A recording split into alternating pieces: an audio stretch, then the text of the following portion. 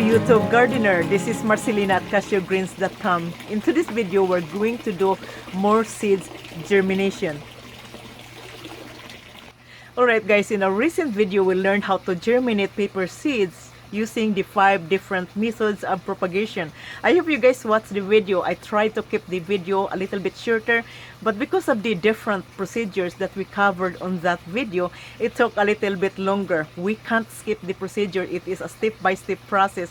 So if you watch the video, I would suggest, consider, or recommend to watch the entire video, because those are the different methods that you can apply or use when you germinate your seeds. Maybe one of those methods is best for you. So today we're going to germinate 3 varieties of vegetables. We have the squash, cucumber, and long eggplant. For those of you who haven't grown Asian eggplant or haven't eaten this vegetable, I created this video for you. So today we're going to use one propagator, is the FOGPONIC system. So let's get started. In this video, we're going to germinate our vegetable seeds using one method of propagation, which is the FOGPONIC system. Our FOGPONIC system has a 3-inch net cap, which also has a 3-inch hole.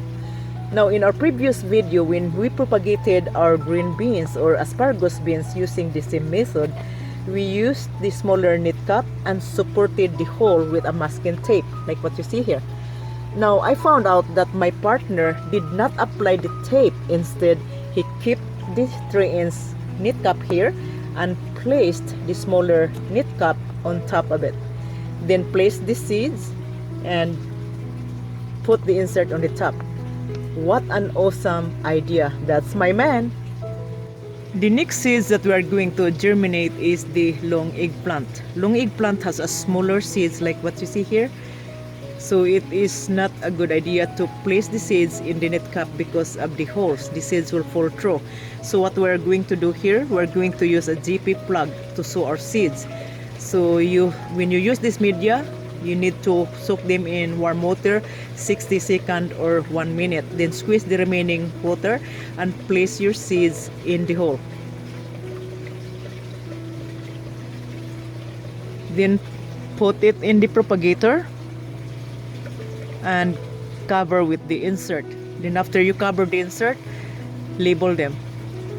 So the same thing when you do with the cucumber. Cucumber also has a smaller seeds, so if you put it in here in the net cap, it fall through in the bottom of the hole. So use the GP plug when you germinate smaller seeds. So you do the same thing, the same method, and then cover with the insert because you want that fog from to keep the fog from escaping out.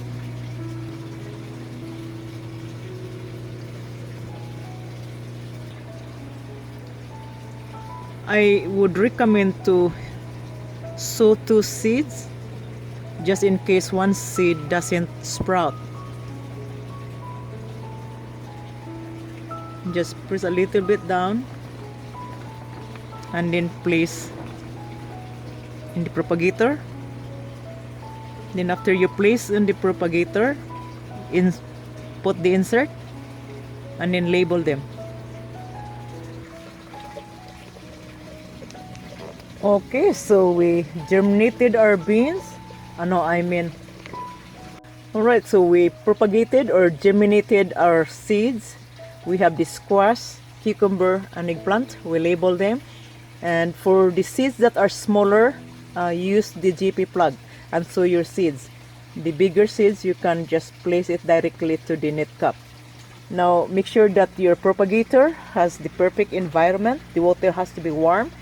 And also we have the earth stone here that keeps the water from moving and creating that bubbles, especially when the seeds start to sprout. As you can see here, it's already sprouting, and I'm going to follow up with you guys within few days and what time the seeds started to show some roots. So this is the best propagator that I would recommend. If you can build one of these FOGPONIC, use it because you can use to either propagate seeds or propagate cuttings.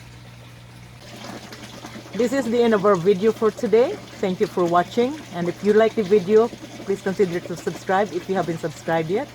And also always open your notification icon so you can get notified of my next new video. share the video to everyone, especially friends who enjoy gardening, right? You're so beautiful. I love this rose. This is my lavender rose and it's blooming. It's been 2 weeks now. Look at that. It's still blooming. Beautiful. And there's another more buds. So see you next week, guys. Adios.